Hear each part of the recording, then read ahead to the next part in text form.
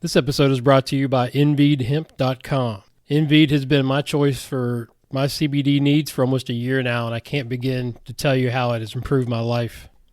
They come in 3 formulas: Clarity, Relief, and Relax. I take a Clarity drop in the morning with my coffee to get me focused, then a drop of Relief for my aches and pains and inflammation after a run or a workout. Then I do a drop of the Relax before I go to bed to help me sleep. I've gotten some of the best sleep that I've had in years, and now with my Whoop band, my recovery band, I can prove it. And now they've come out with a new mixture called Immunity, which we all need to stave off COVID-19. The Immunity Boost is a mixture of turmeric, grapefruit extract, elderberry, licorice root, and vitamin C, which we all could use a little bit more, I'm sure. I just got my first shipment in and took my first drop this morning. They come in drops, which is my choice, a tincture, roll-ons for those aches and pains, and then also gummies, which I think a lot of people out there use the gummies. So you can get it however you choose. So go place your order today. Go to enviedhemp.com and use the code GURU20 for a 20% discount for life. CBD is a great supplement to keep you healthy and safe during these crazy times. So let's get to this week's episode. It's not what you know, it's what you can prove. You know how to cut to the core of me, Baxter. You're so wise. You're like a miniature Buddha covered in hair. I want to become a guru so girls will like me. Then I will like myself. Now, before we do this, let's go over the ground rules. Rule number 1, no touching of the hair or face. Of course. And that's it! Now let's do this! Are you not entertained? Are you not entertained? Is this not why you are here? What's up, everybody, and welcome to another episode of the Golf Guru Show. I'm your host, Jason Sutton, and I'm the Guru. I hope everybody is staying safe and healthy out there, and I hope you're enjoying the show. I've had some outstanding guests on the show in the last month, and I've taken a couple of weeks off just to let you catch up. I've had famous sports writers like Ron Green, Major League Baseball players like Will Myers, PGA Tour players Scott Stallings and Harold Varner III, and teaching legends like Chuck Cook and Travis Fulton just on a few weeks ago, just to name a few.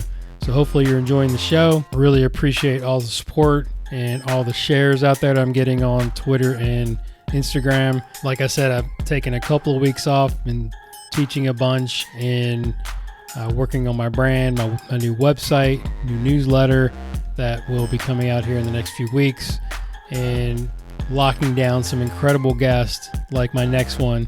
He is the one and only Mr. Phil Kenyon.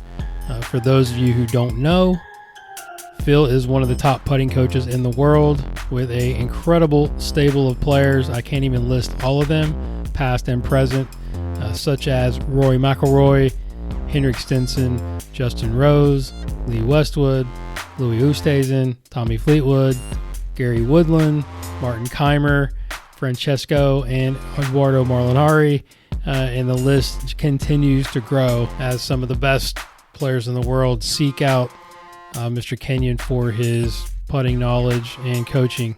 I personally have learned so much from Phil over the years and was very excited to finally get some time with him, as we've been trying to schedule this for several months now. We had planned on doing it at his home base in Sea Island, but with the pandemic and him being sort of quarantined in the UK, we just had to do it remotely, which was great. So I was happy to get a little bit over an hour to an hour and a half with him, which we didn't even cover all the questions and the topics that I wanted to, because the time flew by so fast. So we will have to do a part 2, hopefully when he gets the ability to get back in the States, and we'll do that one live, which will be awesome. In this conversation, we cover a wide variety of topics and subjects, and if you pay close attention, you will pick up some very valuable tools that will surely help your coaching and improve your putting for all the players out there listening as well. Further delay, I bring you my good friend and the brilliant Mr. Phil Kenyon. Enjoy. All right, Phil Kenyon, welcome to the show, man. Thanks so much for taking the time. I'm very excited about this conversation. For me personally, being a sort of a part-time putting coach, and you being one of the best in the world, I'm very excited to pick your brain for myself and all of the coaches out there. Yeah, no problem, Jason. We threatened to do this for a while, so luckily I had a bit of time at home and we've managed to catch up. So, yeah, I had to get you in the middle of a pandemic to kind of lock you down to finally get it done. I know I previously had wanted to come down to Sea Island and spend some time with you and then do the podcast live, but maybe that'll be part 2. Yeah, good. But I know you're still on lockdown. We just got out just a few weeks ago. So what have you been doing to sort of spend your time in this off season, I guess, unconditionally? And also I want to talk a little bit about some of the content that you've been putting out, which has been fantastic. Yeah, well, I guess the two go hand in hand, really. I mean, I was in the US at the time. I was there over for TPC, and then I was at Sea Island the week after Sawgrass. And then, obviously the situation at the time you could sense was escalating. And sort of my family and I, we thought, you know what, we better get home here. So we got back to the UK just like a couple of days before we went into lockdown. So like the first few weeks, it was a bit like a holiday to be fair. It's like a holiday at home, which is quite nice, because you had like no responsibility. There was nothing that I had to sort of get up and do, and there was this kind of like this void in front of you. You didn't know how long it was going to last, and it was like, well, you know what? I'll do nothing today. So it was really nice. I enjoyed it, and it was just nice having time, like at home with the family. Like we moved house last year, so I've not actually spent a lot of time in it, and there's a few jobs that needed doing, stuff like that. So I just cracked on with that. And then I guess after a couple of weeks, you start sort of, your mind wanders back to work, doesn't it? Yes. But we've had, I don't know how. I mean, it's got to be like 8 weeks or so. After a few weeks of holiday, one of the things that I've always wanted to do, which leads to what you were talking about, sort of social media. Over the last few years, I've always kind of I've enjoyed that part of stuff and kind of sharing and education and things like that. So I took the opportunity to get a little bit involved on in social media. I think one of the things that will come out of lockdown is how interactive people have been through social media. I mean, years ago when I joined Twitter, it was a really good place. It was a good forum to exchange information. And then the landscape changed over the years, and it's not quite the same place anymore. But I think, through Instagram, with people's Instagram lives and then Zoom things, I think like the way the golf industry has responded to being sort of quarantined, there's been a lot of sharing of information, a lot of education, stuff like that. So I just got sucked along with that a little bit, and got involved doing a little bit. Kind of like it occupies your time a little bit, doesn't it? Yeah, we were all doing the Instagram lives, I think, on the daily. Yeah, and then all of a sudden, I saw you starting to share a lot of really cool stuff on Instagram, just the posting, and then I know you're building a program, and I'm doing the same thing. I'm basically trying to develop my app and redo my website. So talk a little bit about what you've got coming out with your new website. Well, I think, because of the feedback that we had through some of the stuff, on social media, and then the time that I've had, I've always had an inclination or sort of an idea to do something like this at some point, but I've never really had the time, with work and the travel and, the sort of where my main focus is. It is so time consuming to put together a project like that. There's a lot of work involved. There is. So I just thought, you know what? I'm going to be, like 5-6 weeks here where I might never get this opportunity again, to have like a period of time where I could really put something together. So, yeah. So in particular, last sort of 3-4 weeks, I've been working on something which hopefully will be able to sort of launch by the end of July, early August, which is just a content-based website really for, the amateur golfer to go and try and understand a little bit more about putting. In particular, try and piece together aspects that are relative to them. So they'll be able to kind of navigate through the content in a way that they can pull out stuff relevant to them. It's going to have a bit of a community feel to it, where people can interact and post and a couple other interactive aspects such as stats and performance type practice where people can compete against each other and stuff like that, and also the opportunity to actually get some remote coaching. So if they need more than the content within the site, then they'll have access to remote coaching programs from the coaches at our academy.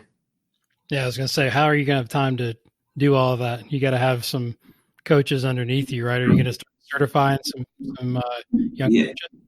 Well, yeah. I mean, I'm lucky. Like I've got a few coaches that work with me already who are great coaches.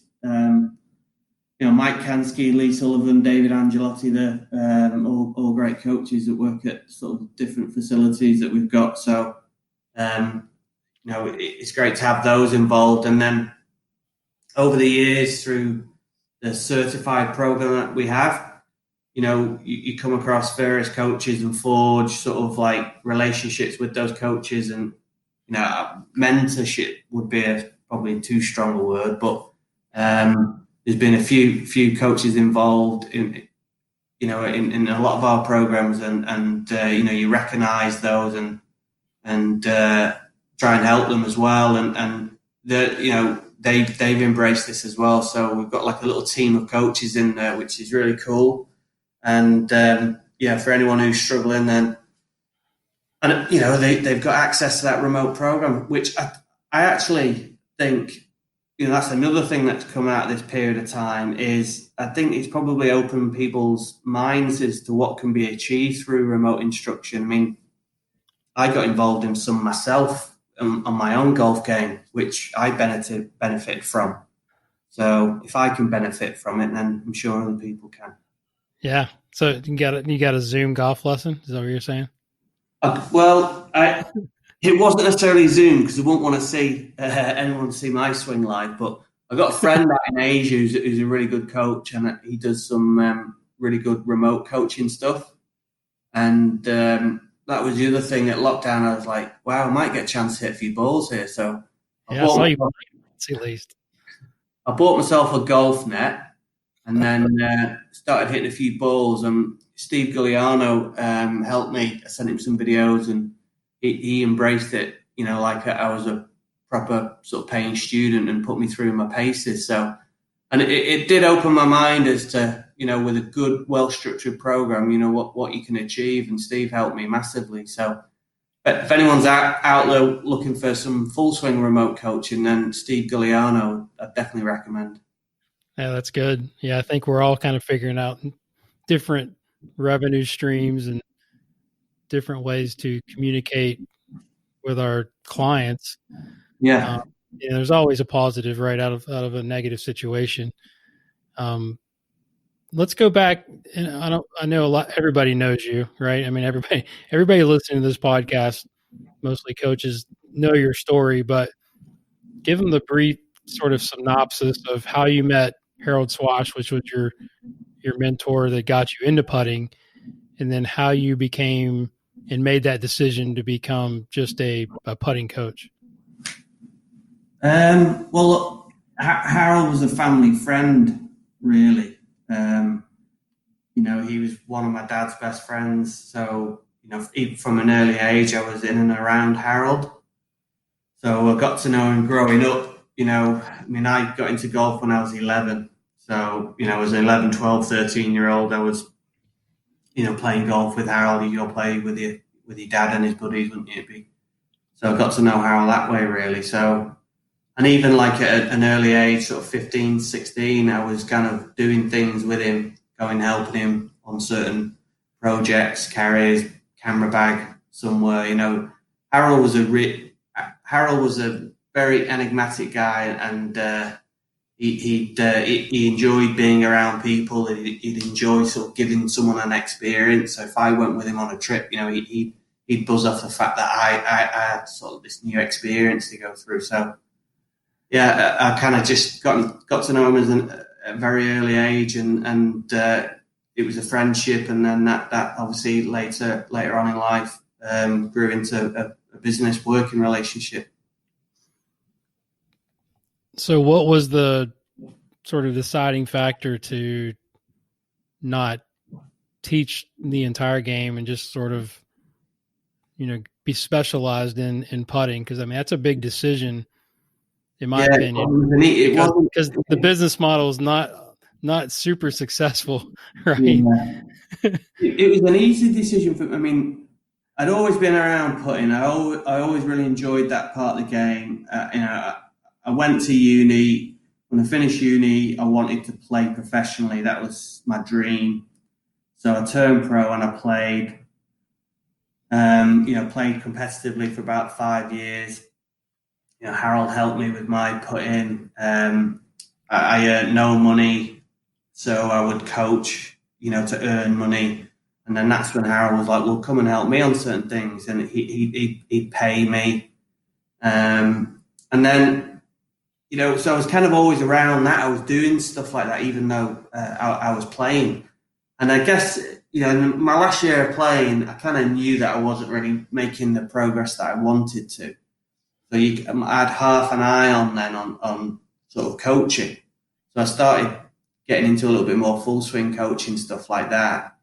And then when I packed in playing, I was actually teaching full swing. I started my PJ training with Brian Seddon at Hillside Golf Club, which was where I was a member.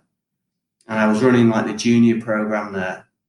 Harold said, well, come and work for me. Let's formally do something. So I was doing stuff with Harold. So I was sort of doing all parts of the game. But I think there were so many opportunities that came thick and fast with putting. And, obviously I had access to certain things that I would not normally have had access to because of Harold. It snowballed in that direction, really. And the other thing also was, it was easier to make improvements with players in a short period of time than it was with full swing. Either that or I was particularly rubbish full swing coach. But, when someone came in for a putting lesson, you could see how you could improve them, where sort of full swing stuff seemed a lot harder task. So that was it, really. I would say within about sort of 18 months of starting my full-time coaching career, I was pretty much just full-time in putting through one way and another. Did you go straight into teaching tour players, or did you learn more teaching the average golfers, and then that led to, I know, what was Henrik your first tour player? That I've kind of done a lot of research, obviously, but was he the first guy, or was there another? No, there's a couple of others. I mean, for me, it was obviously with Harold, I had access to better players. So right, they were around, right, and you were assisting him, and so you sort of got to meet a lot of guys. Yeah, so and I think that was kind of partly one of the interesting things about it. But obviously Harold had an established name. But even people that would come into the clinic would be either aspiring, players, amateurs, stuff like that, or good golfers. I mean, back then, 20 years ago, only good golfers came for a putting lesson. In the UK, your average golfer wouldn't really have a putting lesson. So you were getting good players coming for lessons, so you're in and around that. And then when I started sort of coaching, it was really what was great for me at the time was that Harold, his coaching he only ever did in groups. He would only teach clinics. Okay? He would never do a one-to-one lesson. And when I look back, part of Harold was a bit of a showman. So that having a clinic and doing a presentation and things like that was part of him. So he could talk, and he was also quite theoretical. He was an engineer, and he was quite sort of, he had very strong ideas about how you should go things. There was always like a lecture or presentation at the start of a clinic, and then everyone would go and work on those things. So that was what he did, and we'd get so many inquiries about, can I come for a 1 hour lesson? Can I come on my own? And I was kind of helping Harold at the time, like put together, certain aspects of business, like a website and, other, marketing and other things. And Harold was like, well, I'm not really interested, but, if you want to do these lessons, then you do it. So that's how I got started really doing, and I teach anyone. It was, they were generally, they weren't tour pros that would come in, they were better golfers. And then I would say about 2 years into sort of coaching, I had a really good opportunity that came up, which for me was, when I look back, it was massive for me. But Harold at the time was heavily involved with a company called Yes Golf. Yeah, I remember that putter. They designed putters. And Harold, had this sea groove design, which Yes Golf manufactured and made for him. So he had a time with his company. And at the time, they'd kind of just got out on tour, and really no other manufacturers were really kind of doing much fitting at the time. And the kind of unique selling point of the putter was the groove technology, which could improve ball roll. They were starting to use high-speed cameras, stuff like that. And that was all stuff that we were using in the studio. And we were having a lot of success, using that technology with players, stuff like that. So the company said, we want a tour rep. We'd like to go to maybe like 8 events. And they asked Harold, did he know anyone that would, could fulfill that role? So Harold said, do you want it? And I was like, yeah, I'd love to. So I think the first year I went and did like 8 events, sort of repping for the company, taking out the cameras and stuff and, trying to fit players, work with players. And it was a great experience for me. I mean, I knew a few guys who were playing at that time. I played junior golf with and sort of developmental pro golf with. So it wasn't that I didn't know anyone out there. There was some relationships, which it's nice to sort of see a familiar face, isn't it, in those circumstances. But yeah, that was good. It got me out. It got me in and around like good players. I learned a lot, seeing how players go about things. You obviously got an opportunity to work with players when it came to fitting and looking at their equipment. And because we had a studio as well back in Southport, as you were helping players and they took an interest in you, then, all of a sudden they realized that, you coached, you weren't just a technician. And that kind of just led from one thing to the other. I started working with a few players. My first proper paying student was Ian Garbett, who was a member of the European Tour for many, many years, and he's now actually working for Callaway. He's got a senior position on the European Tour with Callaway. So Mark Foster and Ian Garbett were my first 2 sort of students on tour. So yeah, Henrik came along a little bit later, luckily. Got a bit better by then. So how do you sort of cultivate that list of students, right? You're out there, you're available, the results start to happen, people start to talk, right? Is that sort of how it led to the client list starting to grow? I don't really know, if I'm honest. I guess. I mean, I guess like in a situation where you are, you're at tour events, it's quite a closed shop, isn't it? And, people will ask for help from someone in at that event. Clearly if they're at an event and they're struggling, they're not going to fly home and get help or go somewhere, are they? They're going to, look for someone at that event. So it is kind of a bit of a closed shop. But at the same time, it can work both ways, isn't it? If you don't do a very good job, then you'll quickly, find out that a lot of other people know about that as well. But if you can do a good job, then, tour players, they take note. It's a bit of a circus, really, isn't it? Yes. Be interesting, you got Bryson, haven't you, at the moment, who's doing all this stuff. It'd be interesting to see who follows suit now. Once if he goes on and does well on the back of what he's done. But he needs to get you as a putting coach, and then he would dominate. But that's another podcast. Yeah, but I guess there's if you have success with some students, it's a bit of a closed shop like that. Other guys will take note, and I guess you start working with other players. But it was never anything that I cultivated.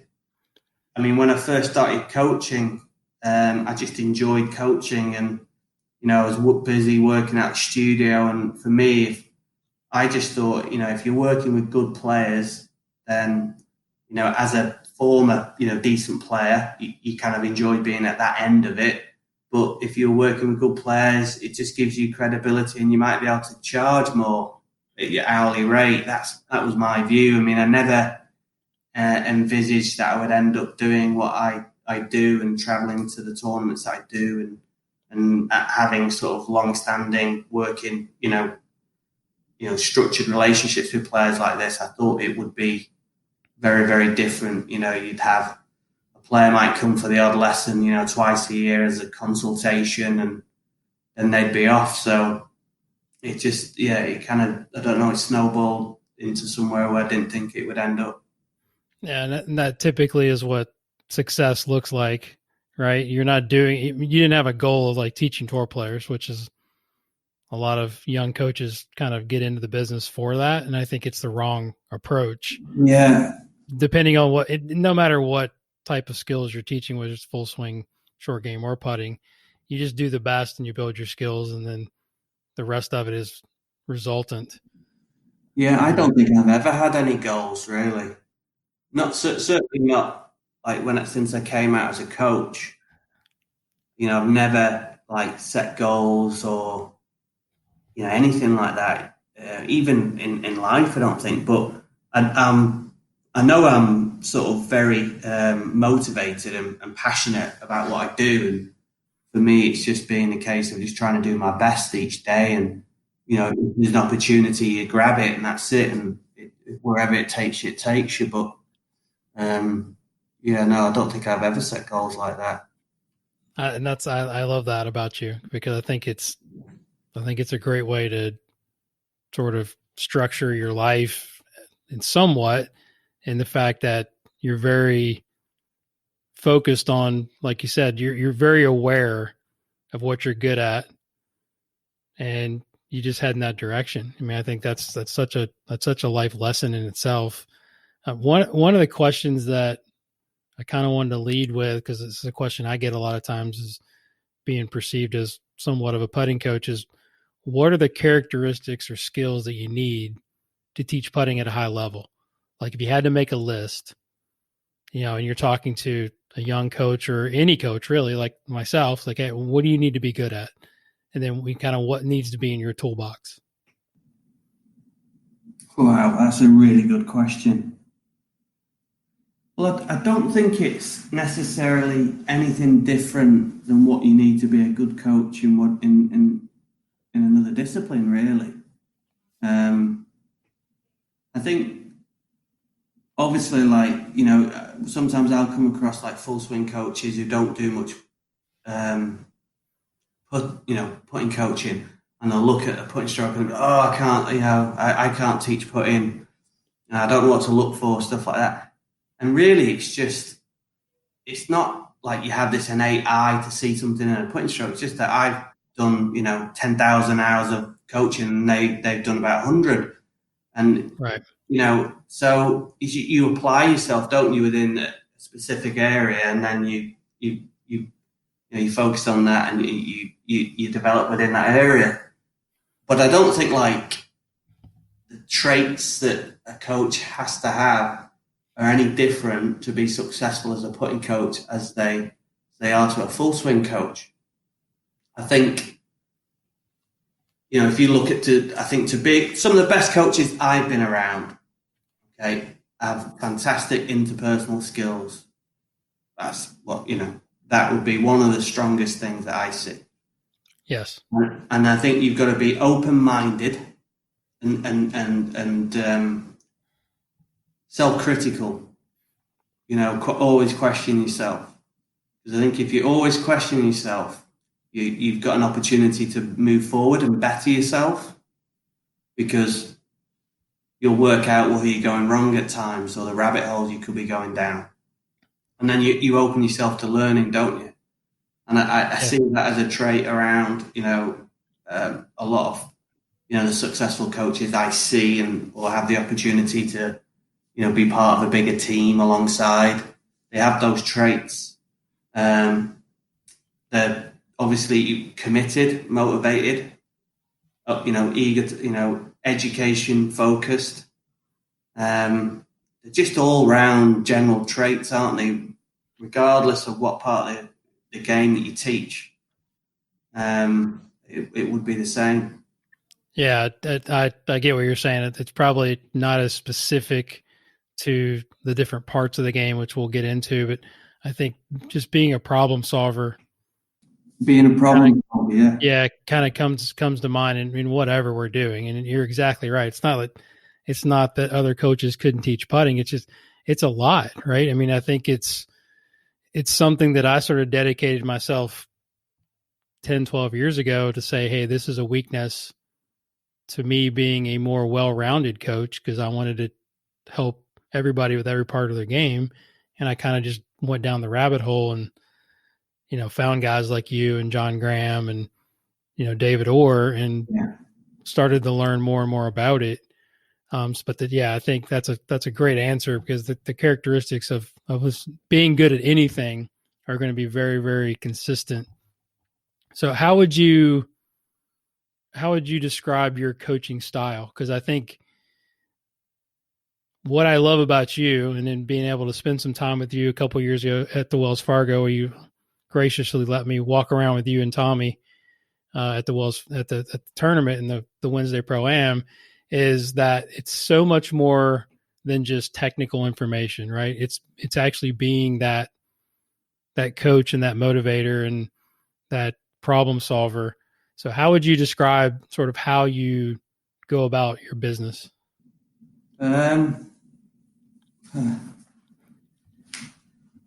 Deep questions, man. Yeah. I mean, putting's more than technique, isn't it? It is. A lot more. A lot more than technique. So, you've got obviously key aspects of performance are, green reading, speed control, touch, start line. So there's like a skill set that the player needs to develop, or they all need to align and match up. So that's just beyond technique, some of that stuff. So you've got those aspects. Obviously, how the player practices. So, like, one of the things that I'm big on is, you've obviously got, like, in each of those areas, each of those skills, you've got the keys that the player could be working on to develop them. But then how they practice it is important to get them to be able to transfer it from practice to the course. So, big into how the players will practice and helping structure that practice. I mean, there's an element of psychology in everything, isn't there? And I think that's one of the aspects that I like about the tour stuff is performance, getting to compete every week and helping players get in that, mindset and get ready to go and compete and test themselves. I think teaching and coaching are two different things. Yes. Like going and getting a 1 hour lesson in a studio somewhere can be very different to working with a player, at events over a period of time. and you actually get the opportunity to see what works and what doesn't work for that player. And it's made me realise over the years, that when someone comes for a one-off lesson somewhere, and you're really just getting a very small snapshot about them, and you've got to be careful that you don't give them the wrong information, and when they leave, you really don't know what's going to stick, what they've managed to take on board, or or what's going to help them. So the coaching at events, I think, is more than way more than the technical stuff. But that stuff I enjoy. So there's lots of different sort of roles. I mean, for my coaching style, I'd like to think that I try and look at every individual differently, every player differently in terms of what they bring. From technically, everyone's got their own stroke. Everyone moves the putter differently. But I'm going to just try and look at them to look at how they coordinate, and then how that creates function or where it might break down. Try and analyse the different players' patterns, and in particular when and where it might break down, and then help them develop ways in which to manage that. So you're not necessarily like changing loads of things with a player. So you're just helping them manage certain biases, help them understand what they do, so that they can help manage themselves. With some players it could be big technical changes, but with others it might not be much in technique. It might be more in managing all the other aspects that help their technique come out. Definitely try and look at players as individuals technically, and in all these other areas. When I first got into coaching, I never did that. Harold taught a method, and I was taught to teach a method. But then over the years, there's enough evidence that slaps you in the face to make you appreciate there's a lot of different ways to go about the same thing. Yeah, that's the biggest thing that I've learned from spending time with you from afar, and guys like John Graham, and to have that open mind to think that there's a lot of ways to do it, right? But you have to understand functionality. You have to understand more about the perception of what the player's trying to do.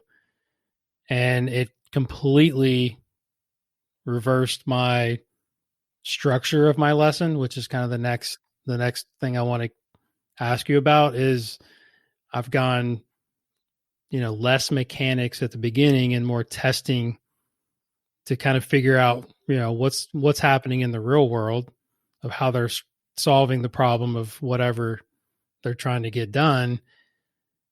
And then backing into the mechanics, sort of that reverse engineering the process. So if you could take us through, and this is strictly for a lot selfishly for myself, but take us through like a typical first lesson structure. Let's say a tour player comes to you, you've got all your technology available to you, you're in your studio. Like, what does that look like as far as like going through the process of figuring out what direction you're going to go with that player? So would this be at the studio or at an event? Yes. Not at the event where you got to go play, but the guy comes to you and says, "Hey, I want to build a long-term plan. Okay. I want to work with you. Like, how do you assess? What are you going to do? Why are you going to do it? What are you going to leave alone? What are you going to keep?" It's like that's the nuts and bolts. I think that's why when you say putting's easier than full swing, I disagree. Because the more I dig into putting, I think it's very, very if you're going to do it at a high level like you, I think it's very difficult sometimes to make decisions on where you're going to go with players. Did I say putting was easier than full swing today? You kind of did. Did I? At the beginning. Yeah. You know what? Coaching's difficult, full stop. I don't necessarily think putting's easier than full swing. The different challenges, but I think like putting can be difficult because there's so many intricate elements to it, and you go down the wrong avenue, you can really hurt someone. 100%. But no, for me, the lesson starts really before the student gets there.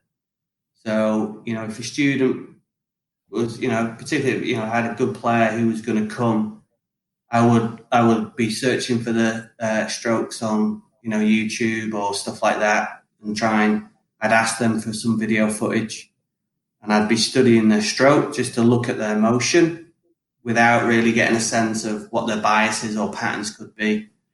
I'd look at their stats before they came to break down, where the performance was, where, in the different areas, where it could be breaking down. So does it break down inside 10 feet? Are they not holding enough between 10 and 15? Stuff like that. And then basically when they came, like any other lesson, it's a conversation, isn't it? Trying to appreciate their perception of things, what they consider to their issues, stuff like that. Well, dig deeper for us there as far as like what are some key questions that you ask? Because I think this is important. And then how does that lead you in a direction of what you think you're going to see? And then how do you test that to kind of validate whatever that is? Well, I want to just understand what they think their issues are. If they have an understanding of what their biases could be. So, I'll ask them, like, do they feel if they've got like typical missed patterns on the course, what they felt their bad putt was. I'll always ask the question, if you had a dead straight uphill putt, where would you fear missing it? Love that. And then I'd ask them, then where do you miss it? And you just kind of tapping in to get a feel for what's going on in, their perception in their head. And it might not always be true. Right. It's their perception, but I'm just getting an insight into what they're thinking, what their thoughts are. And then trying to find out for certain putts that they struggle with. I always ask them, what they're working on, what they're trying to achieve at the moment. So, get a feel for how they go about their practice. Just try and get them to empty their head with everything that they've got going on, in terms of their putting. And then it's a case of just then actually watching the player and capturing some data. So I would always start on a straight putt. In the studio, we've got a movable green. So I would start on a straight putt. We'd get some high-speed camera. We've got like 4 different cameras. We use a system called Quintic Ball Roll. We've got Sample Lab in the studio. I also use a system called Capto, which I'll use more outdoors. And then, capture some stuff on a straight putt to start with, measuring the launch and spin of the ball, measuring what the putter does. Get some qualitative data using the video.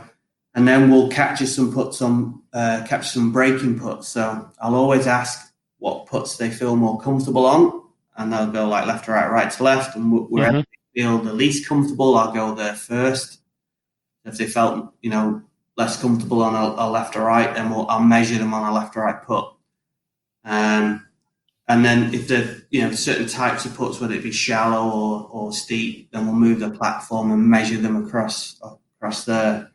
Go to right to left, do the same. If they talk about speed being an issue, then I'll measure them as I'm changing slope up and down to see how they're reacting to changes in slope. Because often that'll expose, how a player is controlling speed.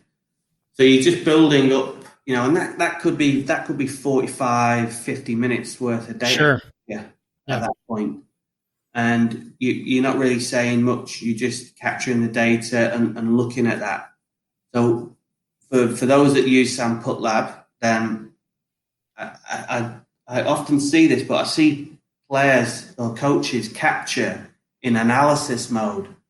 And they'll have like 10 putts and they'll have analysis mode, and these putts are getting ticked off. I'd never capture in analysis mode. I'll always capture in training mode. Because, really? Why is that? Because then you can see the data as they're hitting putts. Interesting. Okay. So you're capturing in training mode, they're hitting putts, and you might see something, and you just go, well, timing look different on that stroke, or that looked a little more leftward path, or was a club face close on that? And you can look at the data.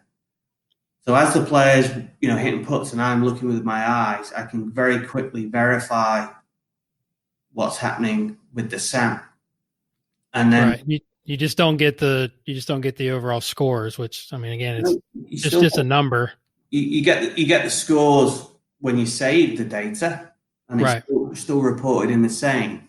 But for me, that helps you train your eye. You as a coach, you're getting feedback on certain things, aren't you? Immediately see something, you can check SAM, right? Yeah. When you go to the SAM data, you kind of know what you're looking for anyway by then. Sure. It's not cold in front of you. So that'll be sort of my analysis process, capture the data, and then, look at the student at the same time. You kind of getting a feel for what they're doing. But by capturing across the different breaks, you're obviously then, you're starting to look at the other skills, such as their green reading, how they can aim on a breaking putt. If they have a particular bias, how do they manage that on certain putt types? How speed control can start to, maybe break down over different breaks and slopes. So you kind of getting more of an eye. You're not analysing the player in true performance, or true context, but it's as close as you can get, and it's better than analysing it just on a straight putt. So I'll try and, stress the player over a range of different putts, measure them, and then look at what they've got and how that relates to where they think performance might be breaking down. Have you seen any sort of tendencies pop out from left to right putts to right to left putts for good players? I mean, I've kind of found that they sort of overcompensate as far as their intuitive aim tends to be different than their cognitive aim. Yeah. Have you found that a little bit? And then for green reading, I think it makes it difficult because I know we're both aim point guys to try to get that bridge a little closer together to where they actually believe that they can perform well, at some of that level. You're at an elite level. A lot of guys can, start, but give them a start line test, they'll be pretty good. You give them a speed test and they'll be pretty good. But then they don't make putts. Or, plenty of them will complain about not making putts. And I think that's where green reading, how they approach breaking putts, and I call that targeting, the targeting on breaking putts, how they put that together. I think that's where a lot of performance breaks down, and where a lot of players can gain an advantage over others by working on those aspects. I mean, good players I typically see as having a strong bias to do things. So they'll have a bias to aim right and then a bias to pull. Right. They'll have a general bias with their stroke. And then as a consequence, to make that work, they'll even, accommodate that in their green reading. They'll accommodate that in terms of how they'll aim on certain breaking putts. Or there'll be certain situations where they'll struggle to accommodate. And then in particular, that's where performance breaks down. And I think, a lot of players, their conscious green reading is a lot of times, lacking, but their intuitive sense of read is far better. The problem is, with that kind of player, a lot of times is you can see that you could help a player improve their green reading in an effort to think, well, I'm going to improve them as a player. And then you improve their green reading and they become worse because of these subconscious or intuitive compensations that they've made, or these other elements in their stroke. So, and I think that's where putting instruction can get tricky at times, because you've got these all these skills which for some players are just kind of intrinsically linked without a lot of conscious thought. When you start delving into them and consciously, looking at them or changing or trying to improve them, then they can start to break down a little bit, or they don't quite gel together as well. Yeah, that's got to be the hardest part, right? It's the things that those, especially the players you're working with at the highest level, are doing things that they don't even realize they're doing and why they're doing them, then as coaches, we try to explain that to them. And sometimes it makes them worse because now they know sort of the ins and outs of why they're doing stuff. And then they get a little in their head. Like that's got to be the most difficult thing for what you do is trying to figure out what not to say. Well, generally, if it works, you don't say anything. Sure. Yeah. So there's things that match up and they're not quite as the player thinks they are, but they match up and they work, then you leave them alone because there's an intuitive matchup there, isn't there? But, a lot of the times, it doesn't work for players, so they have to, they have to sort of break it down and maybe get a little bit worse before they get better. So it's a tricky one, but there's a lot of different ways to go about it. And the bottom line is, if it works, you're doing the right thing. Right. So I know you've talked about, the three most important skills in putting. As we all sort of know, the basics of start line speed and then break prediction. I think, in my opinion, the most difficult thing to teach is the speed part, right? Or teaching touch. And one of the things that I've learned the most about working with Putt Lab and then doing a lot of research projects is the acceleration versus speed piece. The over acceleration that most amateur golfers or club golfers think they need doesn't need to be present in touch control. So talk a little bit about that, and then also maybe a couple of your favorite drills or how do you train touch? I mean, I think that's one of the biggest conversation pieces in putting instruction.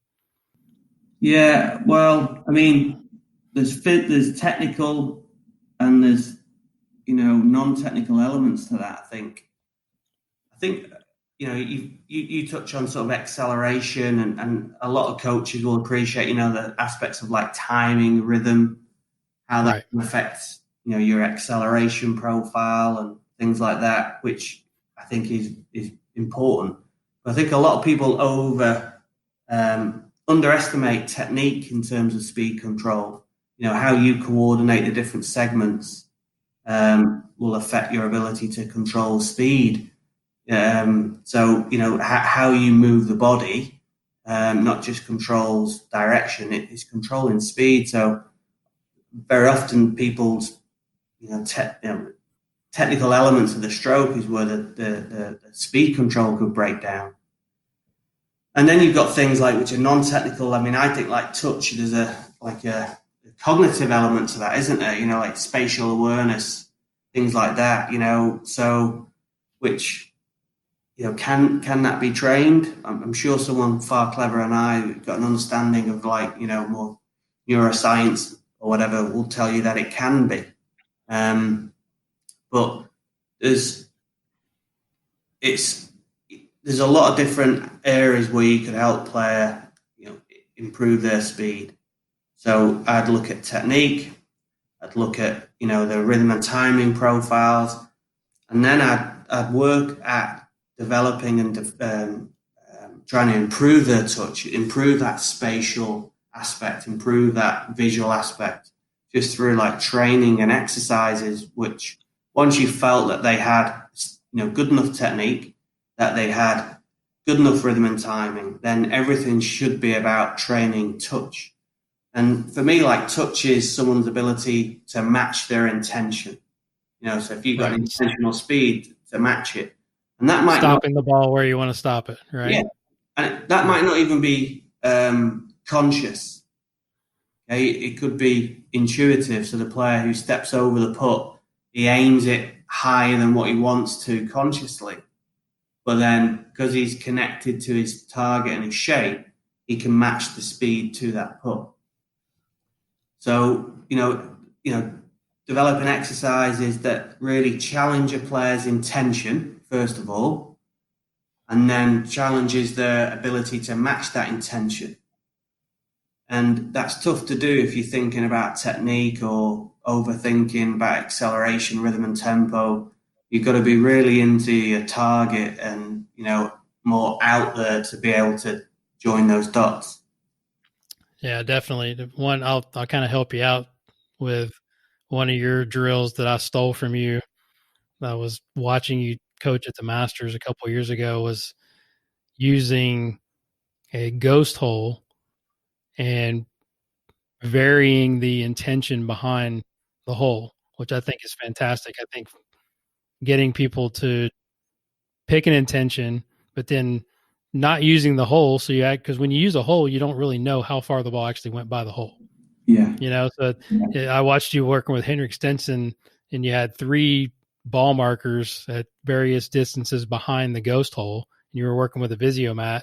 And I thought that was just brilliant, because I think that's one of the most important skills in putting. How did you come up with that? And then how often do you use that drill with your players? I would use that a lot with a lot of my players, really. It's something I've done a lot with sort of Gary Woodland, Tommy, most of those guys. Because for me, like I say, definition of touch is your ability to match your intention. And these guys will change their intention on a golf course. They're not trying to all roll it the same distance past. And Right. if you were trying to roll it the same distance past, your entry speed would need to vary in order for the ball to roll the same distance past, because the same distance past downhill is going to be, at a different speed than the same distance past up the hill, isn't it? Right. Exactly. Yep. So you've got to have a different visual of the speed of the ball. That you've got to be able to tap into, the speed the ball's traveling at and match it. So for me, like that drill, really, you've got to picture the speed to run it through that fake hole and finish it in a certain distance. I mean, it's interesting, actually, because Henrik, when I do that drill with him, he actually gets distracted by the markers. So what we actually do, or what we started doing, is to take the markers away and then judge him after he's hit the putt, whether it would have been in that area. Because it said he said he ends up putting to the point rather than the speed through the hole. Makes sense. Yeah. But yeah, so that's just one of my beliefs, I guess, about, developing touch, is that connection between intention, being able to change your intention, match your intention. For me, that's like you're looking at, developing skill and tapping into a player's feeling touch there. 100%. I mean, I think, and that kind of leads me into one of the topics that I wanted you to expand on, is just adaptability, right? So, and you mentioned your players picking a different intention based on the type of putt, right? Because this is something I've been experimenting with my players. And, you've got a severe downhill putt, one that would be very, very difficult to leave short. A lot of times I'll make them put the intention in front of the hole, just increasing the probability of where that center of dispersion is going to end up.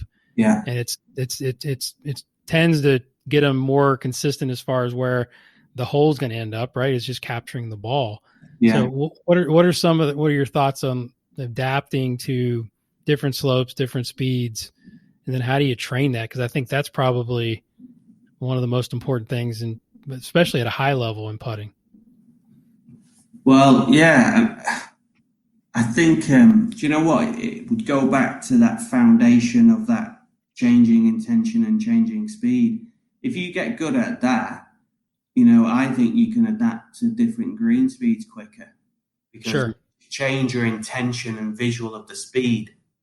So you let's say one week you're on a 10 stimp green and you're doing your speed work where it's 1 foot past, 2 foot past, 3 foot past, and you go to a 12 stimp green, or an 8 stimp green the following week.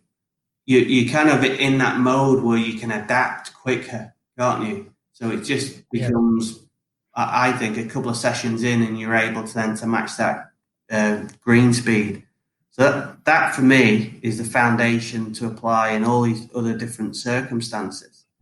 I mean, it's a prerequisite, I would say, because particularly at their level, because the quick how the speed of the greens that they will put on.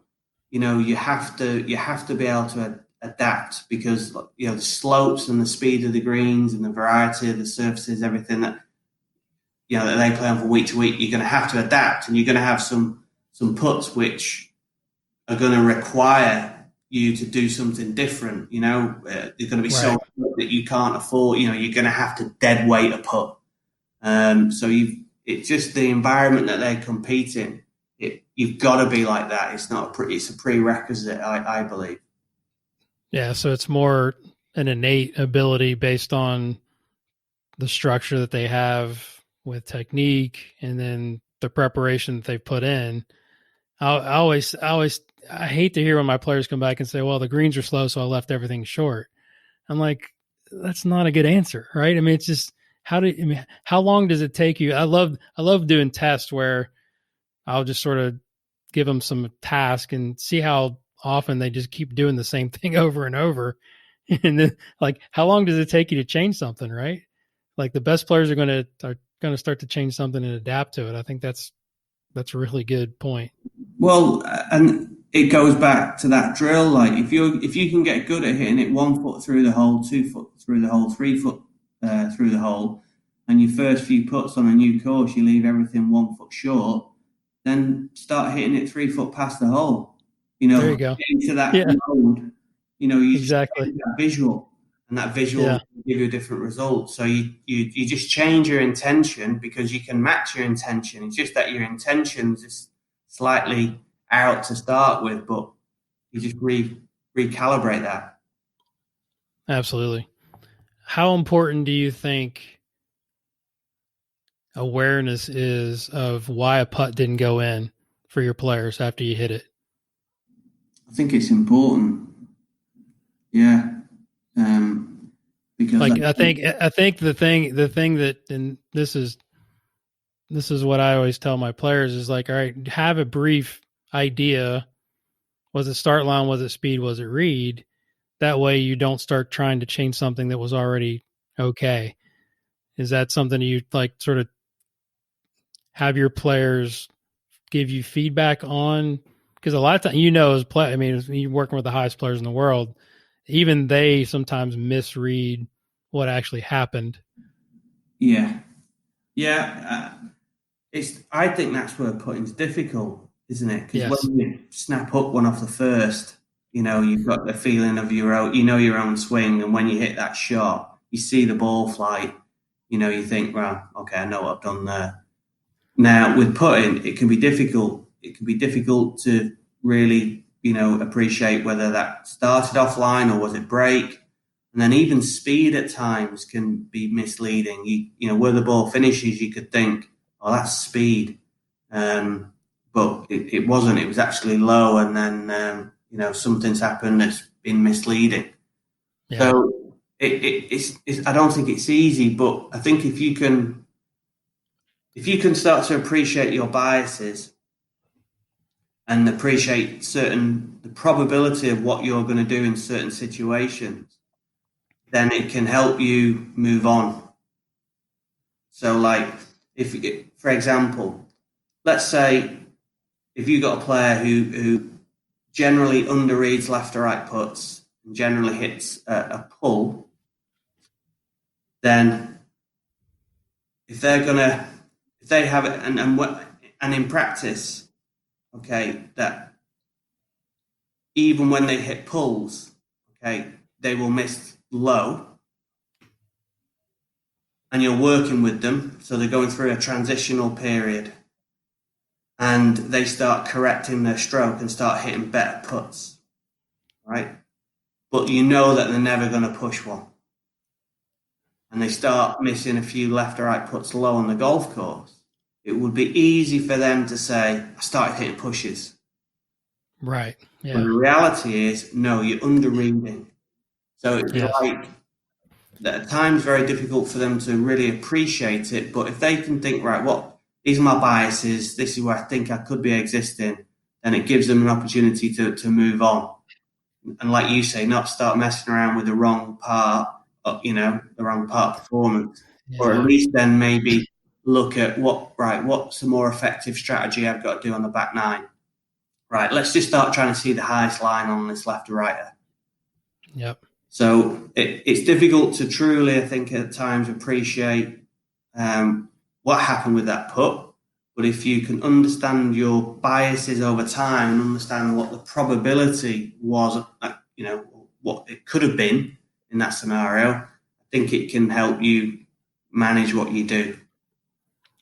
There's no doubt. I mean, that's so what's in my head right now, what you just said. And that's the importance of, for you tour players out there, mini tour guys, for the guys that I teach, you've got to have another set of eyes reasonably frequent to have a look at that, right? That's why you've got to see your coach more. And I blew my mind when I actually started teaching putting at a reasonable level, and I would have a guy in 2 or 3 hours.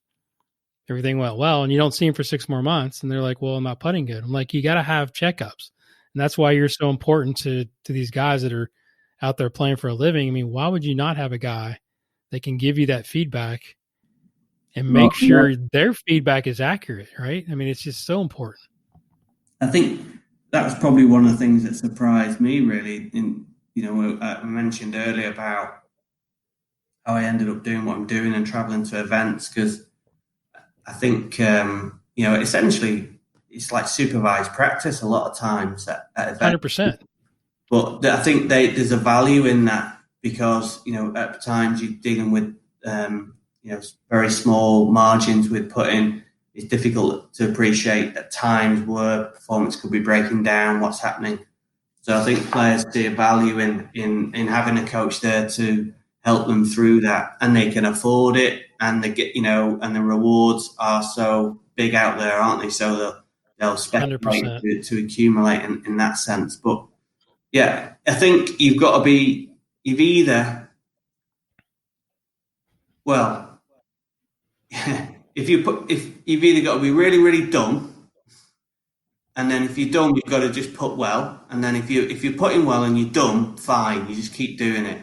But then if you're not putting so good and you can improve, and you don't have the opportunity to see coaches, then if you can be really smart with your practice, then you can do a good job of trying to manage that.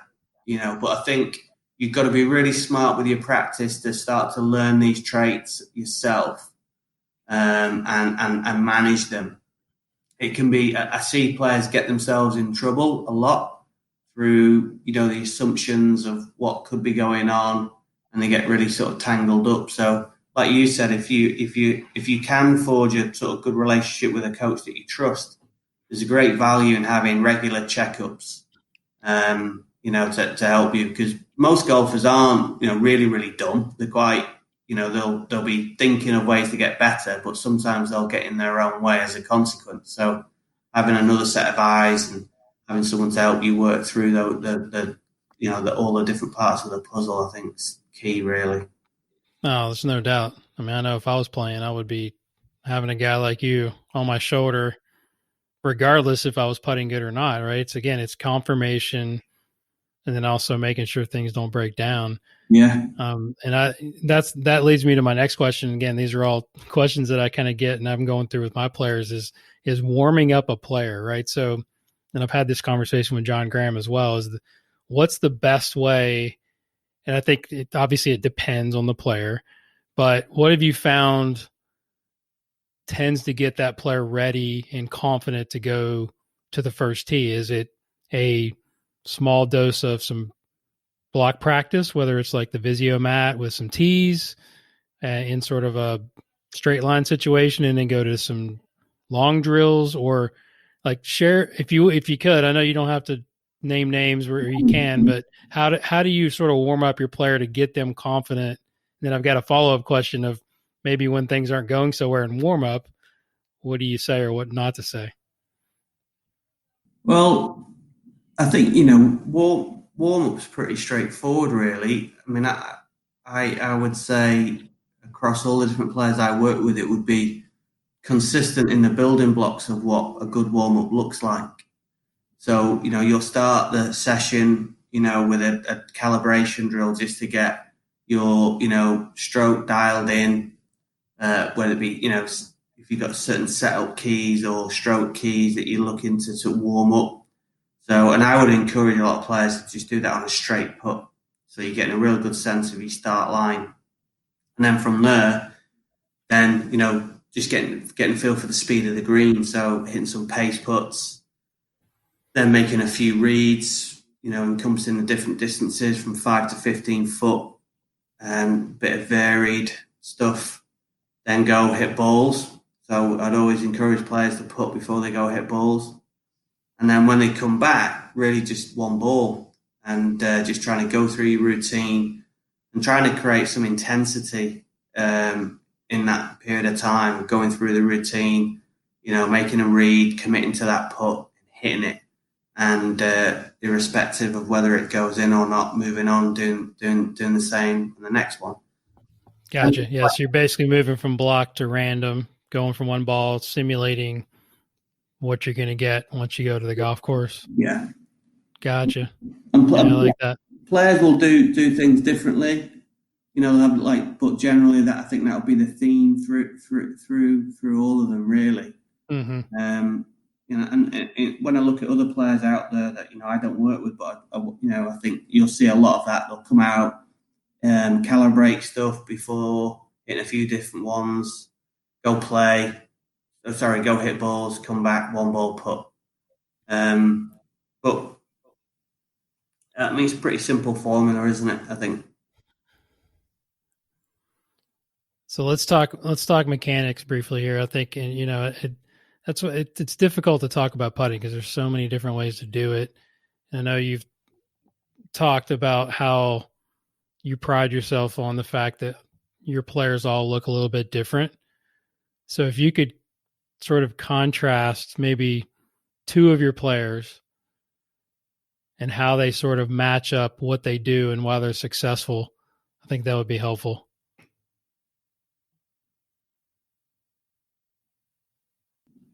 Well,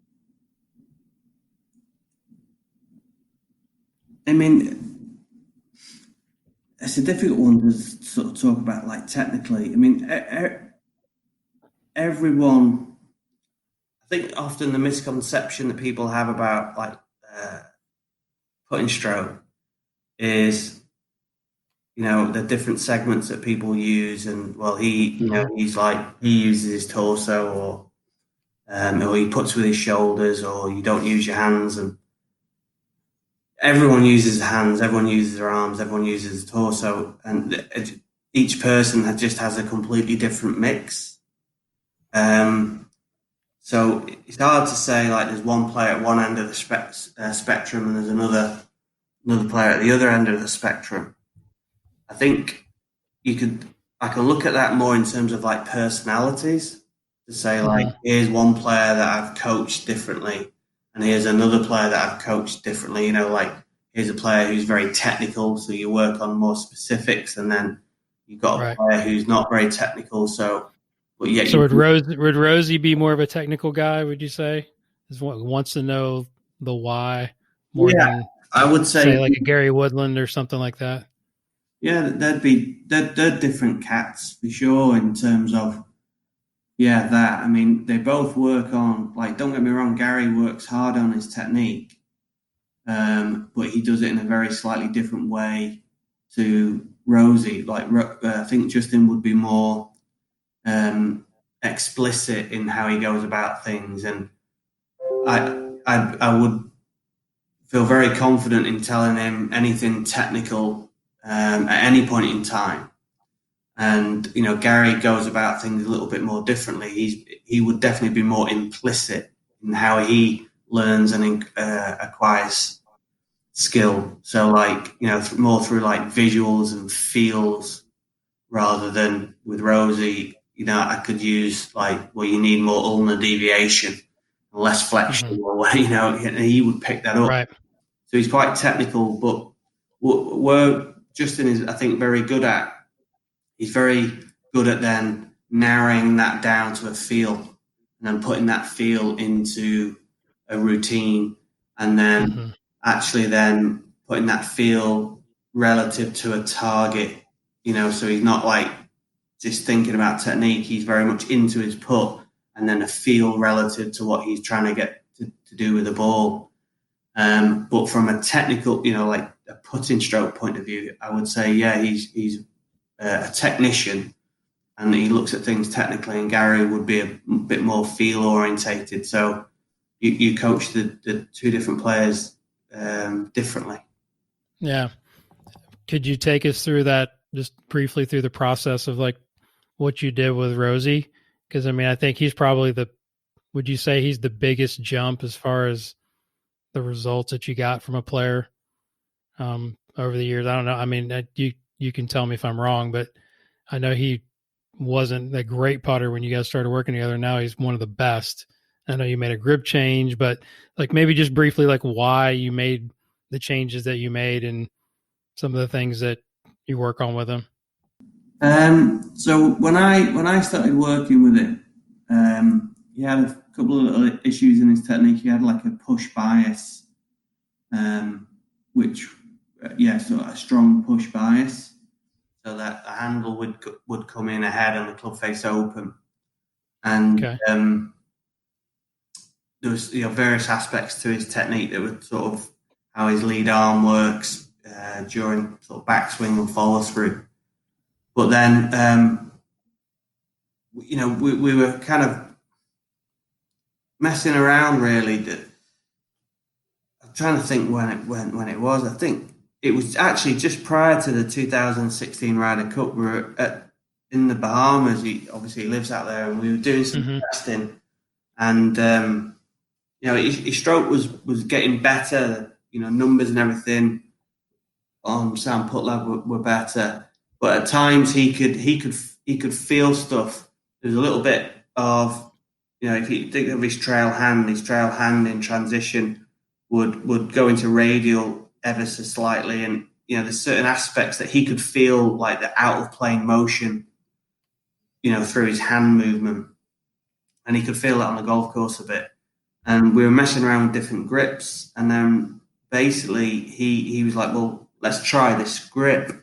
So he switched grips, and the numbers were, you could see it made a difference in terms of like how he carried the sweet spot, some aspects of rotation, stuff like that. And I think it numbed down a few feels for him. Also, I think the switch of the hand, then, the alignment of the joints there is that any ulnar radial movement there is actually now in plane. So right. I think it tidied up his transition. And so was the trail hand responsible for the under twisting or the block? You think, and it just allowed him to keep the face more square to the path? Is that what you're saying? I think it was a component of that. Yeah. Yeah. Sure, yeah, definitely a component. I thought it was more like lead arm, but I think how the trail hand was working was definitely part of that, and I think that just quietened that off. But it was interesting because I always remember this moment because it was me just in Buckthorpe. I even think Foley might have been there, and then Jason Goldsmith, who helps Rosie with his mental stuff. Bucky's his trainer, and we were in his putting room, and we were talking about this, and we were like 2 weeks away from the Ryder Cup, and we were talking about this grip, like, well, should I change like to a claw?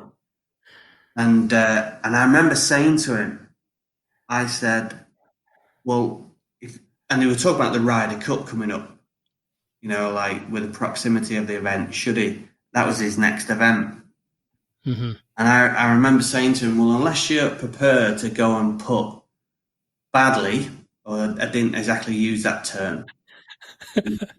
Yeah, I can't repeat this. Nobody's listening to this podcast. Okay. Unless you're prepared to go and putt like then you don't.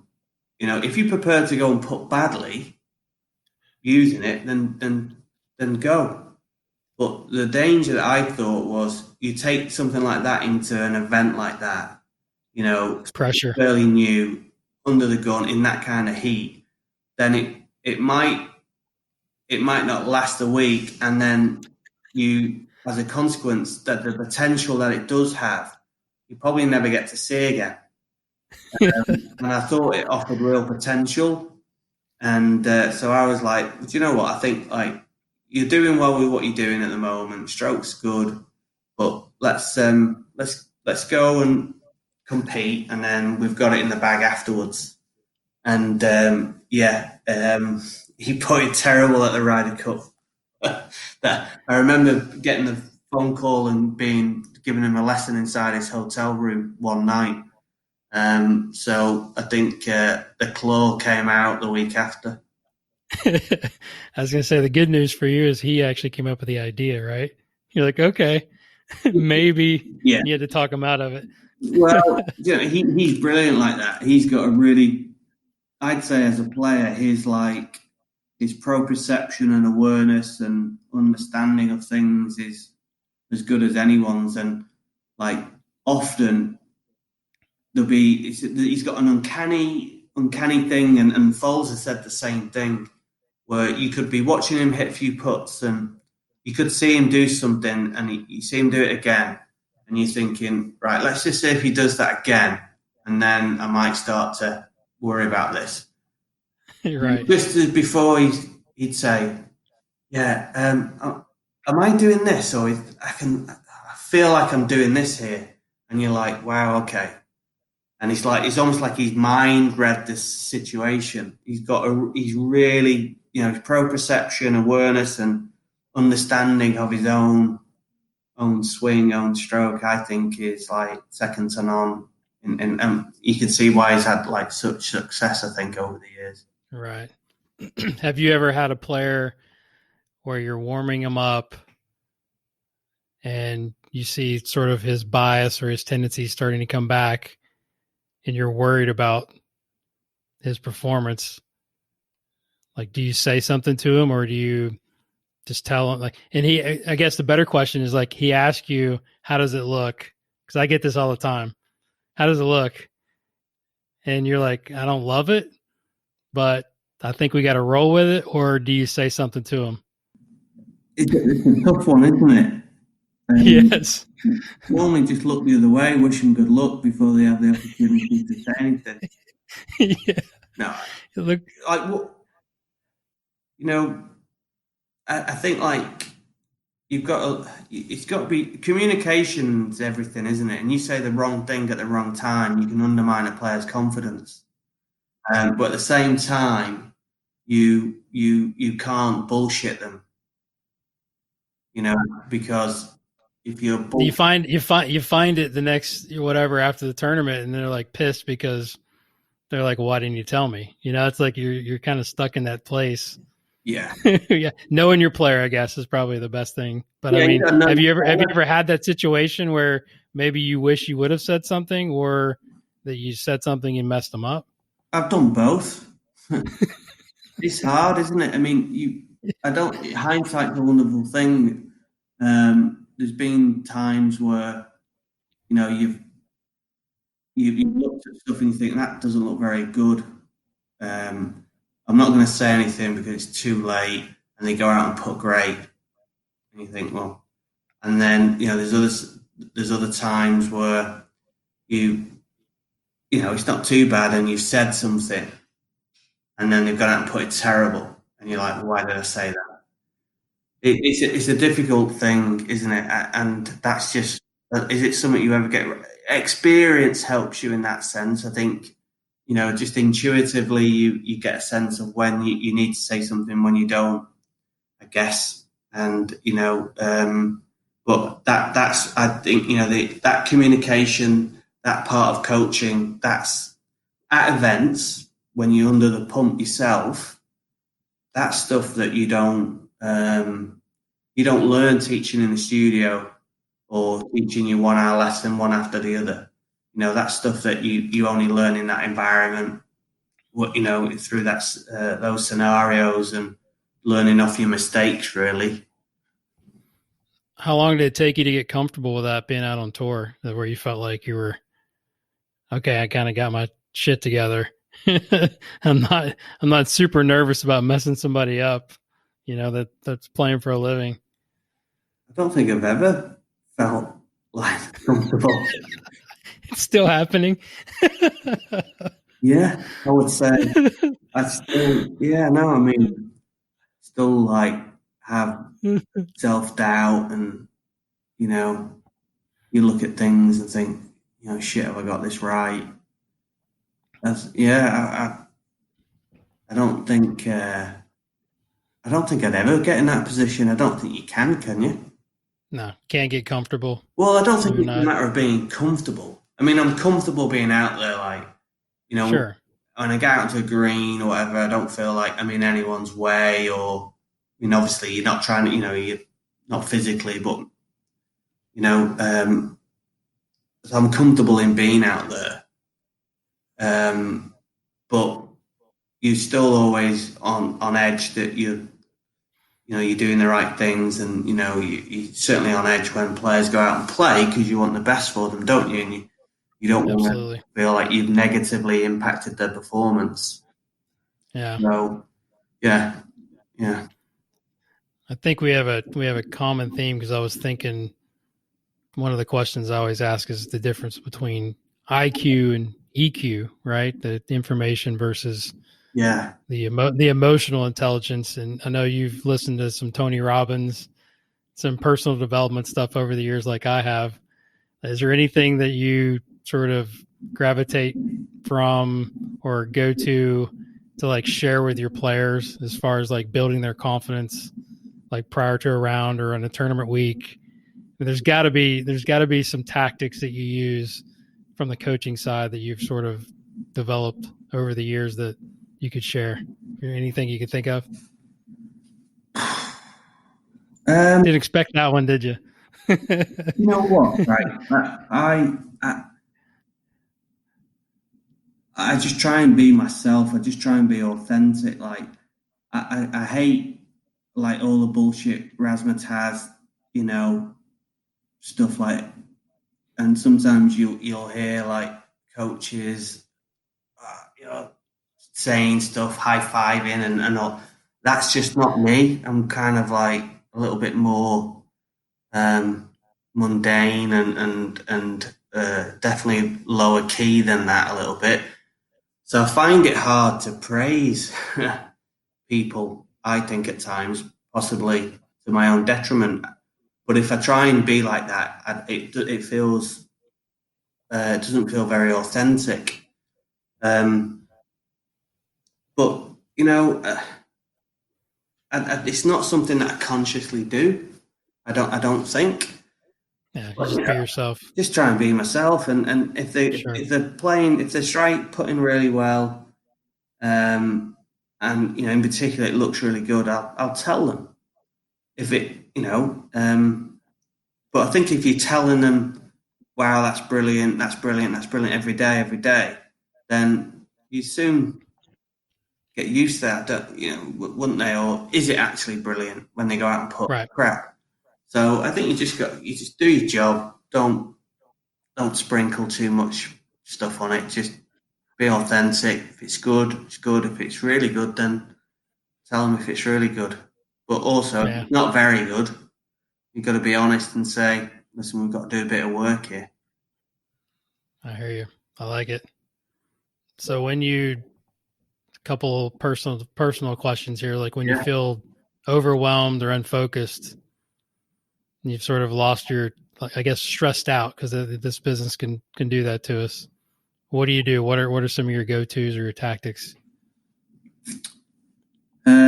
Biggest one is probably spend time with my son.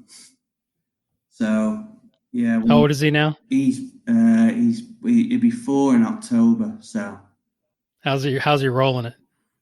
You know, he's got no interest in golf. That's all right. Yeah, give him some time. Yeah, I asked him if he wanted to go and hit balls on the net before, and he went no. So you don't like golf, do you? And he went no. It takes daddy away from him. That's why I don't like it. No. Yeah, I mean, obviously, when you got kids and stuff like that, when you come through the door and he runs up and gives you a cuddle, and that it takes away any sort of stress. You know, traveling on tour is quite stressful, sort of well, it's quite stressful at times, isn't it? At events, Sure. long hours, things don't go well. I've got a good network of friends around me who work on tour, and so just being around friends, I just think like having a social network around you, people, that they'd be my solace really. I don't have many other pastimes. I'm just trying to get back into playing a little bit of golf now, which I played on Sunday for the first time this year. How many putts did you have? I picked up when I got to the green. I was bored by then. I'd had that many shots.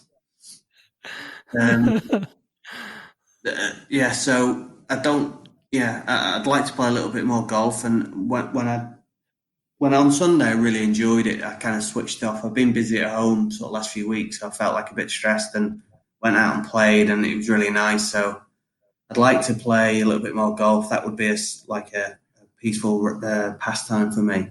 But no, just being around family, being around my friends, they take my mind off it, and that would be sort of my haven to get away from the sort of stresses of life and work. What would you be doing if you weren't coaching golf? I'd be an international DJ. Nice. What'd be on the playlist? What kind of music do you like? House music. Nice. Love it. I love it. Yeah, that's probably a little known fact. When I was at university, I had a set of decks. I used to collect vinyl. I've still got a load of vinyl in the garage. Wow, 90s house music. that's awesome. Yeah, so I grew up on that. Did you? Oh yeah. Oh yeah. I'm an old school rap guy, but I love the house. The house scene was pretty big. Yeah. Go ahead. Sorry. I keep threatening to buy some new turntables at the house here, but my wife won't let me. Be like James Jordan, man. While you're in quarantine, Yeah, get on the wheels of steel. My favorite follow on Facebook. I love James, right? Because of not because of his golf coaching. I know he's a good coach, but I love his passion for music. Yeah, me too. Yeah. So what pisses you off? Aside from trolls on Twitter. Yeah. Twitter pisses me off. Yeah.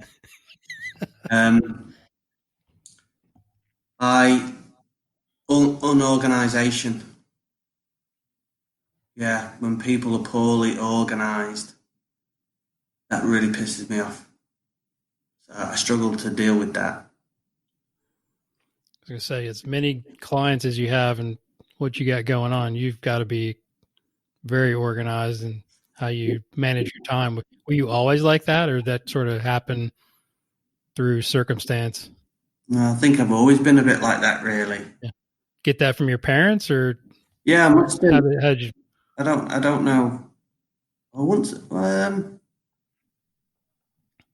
yeah. I mean, when I look at my mum and dad, I don't see them being overly organised. I mean, I think they clearly are. There must be to some degree. I don't know. I think I was always. I don't know. Even like younger in terms of my golf, I was always very structured and organised. I think like at university, you're trying to get your education and you're trying to play golf, you're trying to do all these things. You've got to manage your time.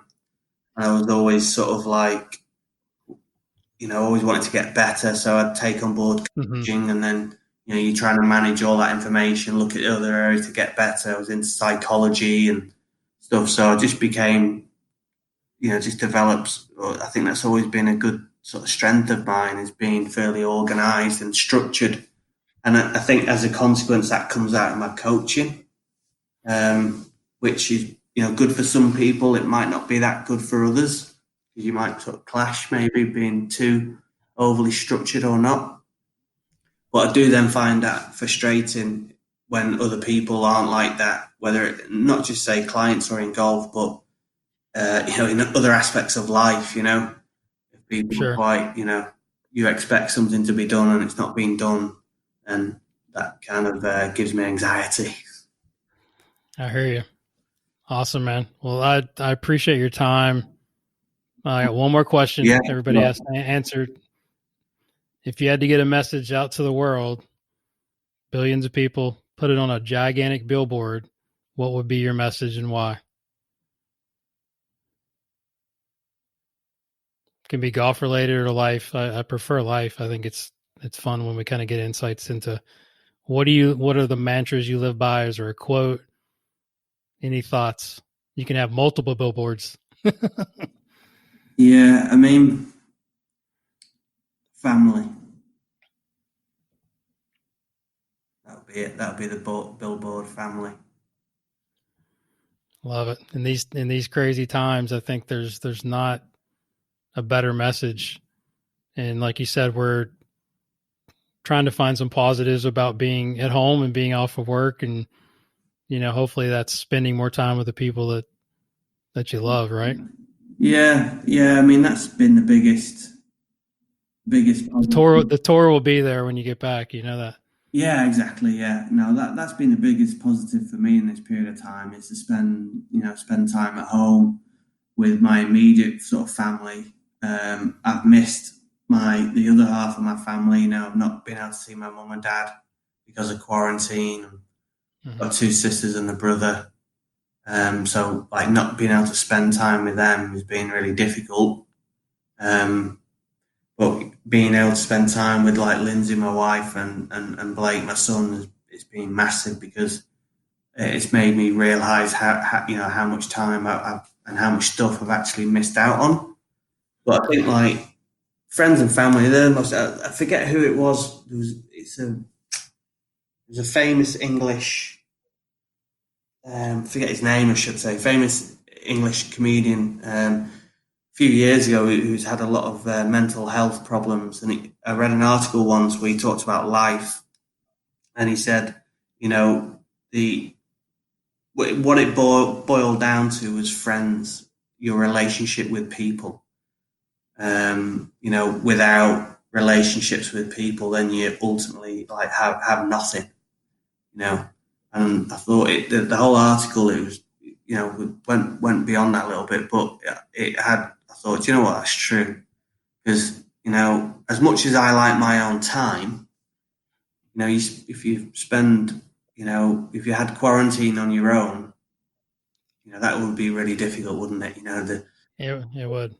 So I think just having good people around your family, and good friends, like I think if you've got that, then it doesn't matter if you've not got money or whatever, material possessions. But if you've got good friends and family, then I think you're rich, aren't you? Absolutely. Amen, brother. Yeah. Well, thank you so much for your friendship. And I know we don't get to spend or talk enough, and I've got so much more I want to ask you, but I'm want to be respectful of your time. Yeah, no. Hopefully we can spend some time together when you get back into the US, and go ahead and plug your platforms, because you're one of the best follows on Instagram and Twitter, and then your new website and anything else that you want to add. No, yeah. So if you don't follow me already, then on Instagram it's Phil Kenyon Putting. Same on Twitter, same on Facebook, and then there'll be a website coming out shortly called philkenyonputting.com. which we will, will be a content-based website in the hope or with the idea to try and help people improve their putting. So look out for that.